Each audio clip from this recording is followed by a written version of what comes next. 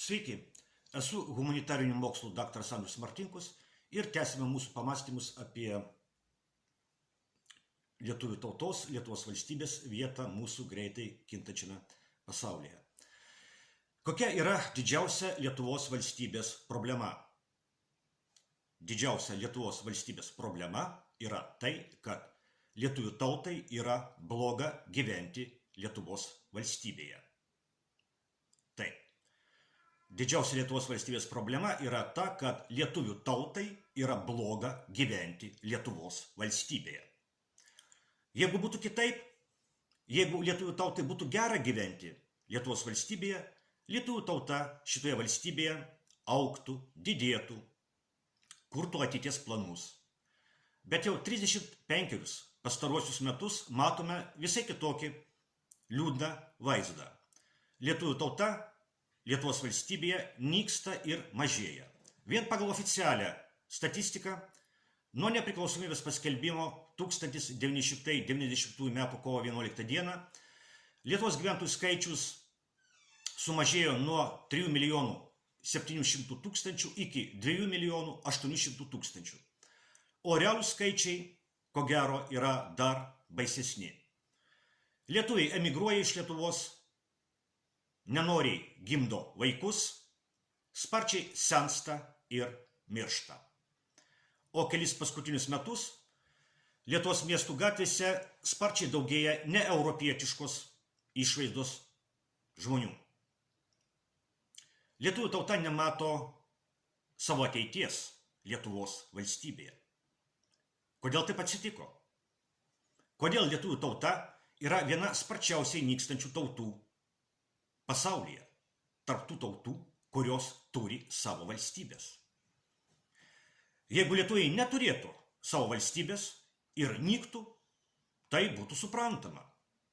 Pavyzdžiui, mūsų broliška baltų tauta, prūsų tauta buvo užkariauta vokiečių ir laikui bėgant išnyko, nes neturėjo savo valstybės. Bet lietuviai turi savo valstybę. Ir toje valstybėje nyksta. Kodėl taip yra? Mano atsakymas yra toks. Lietuvių tautos nykimo Lietuvos valstybėje priežastis yra antitautinė, antilietuviška Lietuvos režimo vykdoma politika. Vienas pagrindinių šios politikos elementų yra tarybinio Lietuvos istorijos periodų demonizavimas. Modernaus Lietuvos valstybingumo istorija susideda iš 3 periodų. Pirmasis prasidėjo 1918 m. vasario 16 d. ir baigėsi 1940 m. vasarą. Tarybinis Lietuvos valstybingumo periodas, kai LTSR, Lietuvos Tarybų Socialistinė Respublika, egzistavo TSRS, Tarybų Socialistinių Respublikų Sąjungos sudėtyje, baigėsi 1990 m. kovo 11 d. Nepaisant to, kad LTSR nebuvo nepriklausoma valstybė, tenka pripažinti, kad tarybinis Lietuvos istorijos laikotarpis buvo palankesnis lietuvių tautai gyventi Lietuvoje negu dabartinis neoliberalus globalistų statytinių režimas. Tarybinėje Lietuvoje lietuvių tauta augo ir vystėsi, o neoliberalėje globalistinėje Lietuvoje lietuvių tauta mažėja ir nyksta. Bet taip ir turi būti, jei Lietuvos globalistinio režimo propaganda skelbia, kad tarybinis Lietuvos istorijos periodas yra blogis. Nes jeigu tarybinis Lietuvos periodas yra blogis, tai ir lietuvių tautos augimas tarybinėje Lietuvoje yra blogai. Ir atvirkščiai, jei neoliberali globalistinė Lietuvos valstybė yra gėris, tai ir lietuvių tautos nykimas Lietuvoje yra gerai. Ar pagaunate šitą iš tiesų satanistinę logiką? Kitas esminis antitautinės, antilietuviškos Lietuvos režimo vykdomos politikos elementų yra rusofobija. Rusijos federacija yra TSRS geopolitinė paveldėtoja. Kadangi tarybinis Lietuvos istorijos periodas laikomas blogiu, tai ir Rusijos federacija kaip TSRS paveldėtoja yra blogis. O su blogiu juk negalima bendradarbiauti. Su blogiu reikia kovoti. Tai ir daro neoliberalus globalistinis Lietuvos režimas. Lietuvos režimo politika nuo pat pradžių, nuo pat nepriklausomybės pradžios buvo rusofobinė. Tik anais laikais šita rusofobija nebuvo taip stipriai išryškinta.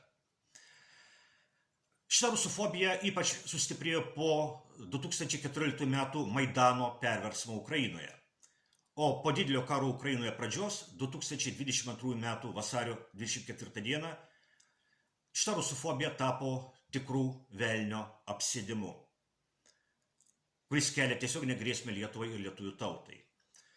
Bet Lietuvos globalistinio režimo valdoma Lietuvos valstybė nėra priemonė tarnauti lietuvių tautai.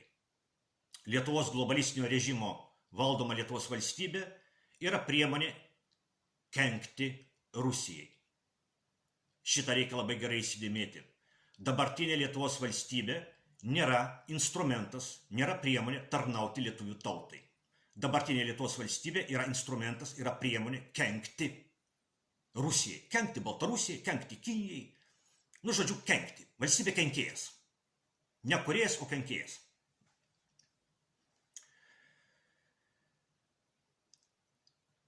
Lietuvių mąstytojas ir žymus pirmosios Lietuvos valstybės kultūros veikėjas Stasys Šalkauskis prieš 100 metų rašė,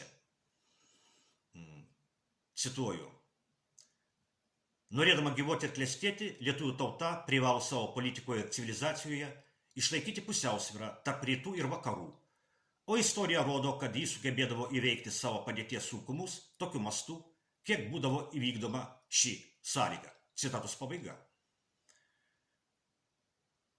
Lietuvių tauta augo ir vystėsi pirmojoje Lietuvos valstybėje, vadinamoje smetoninėje Lietuvoje. Lietuvių tauta augo ir vystėsi tarybų Lietuvoje. O globalistų valdomoje Lietuvoje lietuvių tauta nyksta ir traukiasi iš istorijos. Nes vietoje to, kad būti tiltų tarp rytų ir vakarų, Lietuva yra paversta nykia vakarų karo su rytais pafrontės zona. Tiek šiandien ir iki kitų kartų.